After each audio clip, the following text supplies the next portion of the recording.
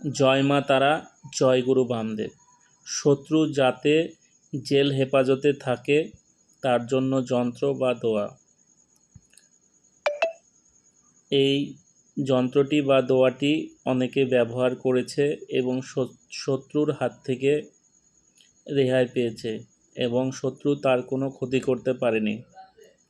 শত্রু ক্ষতি করতে গেলেও উল্টে তারই ক্ষতি হয়ে যায় শত্রুর। এই যন্ত্রটির বিধি: শত্রু কোনো মামলায় দোষী সাব্যস্ত হয়ে জেল খাটতে থাকলে তাহলে এই যন্ত্রটি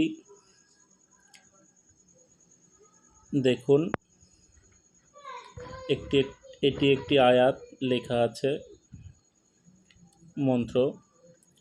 তামার পাতে খোদাই করে কোনো পুরনো কবরস্থানে পুঁতে দিয়ে আসলে সেই শত্রু জেলেই পচতে থাকবে, কোনো দিনও জেলের বাইরে আসতে পারবে না। দেখুন, এটি হচ্ছে আয়াতটি, যেটি যন্ত্রের উপরে লিখতে হবে। আমি বলে দিচ্ছি: ফ অকসুরু ফিহল ফসাদ ফসওয়া অলহিম রব্বু কা সবতা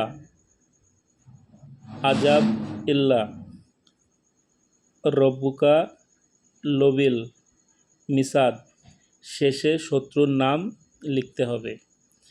এটি একটি তামার পাতে খোদাই করে লিখতে হবে। কিন্তু যন্ত্রটি অন্যায়ভাবে করলে ঈশ্বর তাকে ক্ষমা করবে না।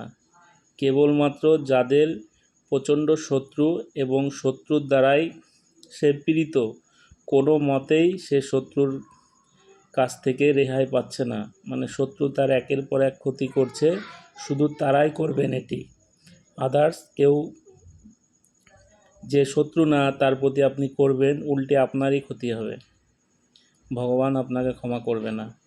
তাই যারা প্রকৃতই শত্রুর হাতে জর্জরিত এবং শত্রুর কাছ থেকে মুক্তি পেতে চান বা রেহাই পেতে চান, তারাই এই প্রয়োগটি করবেন।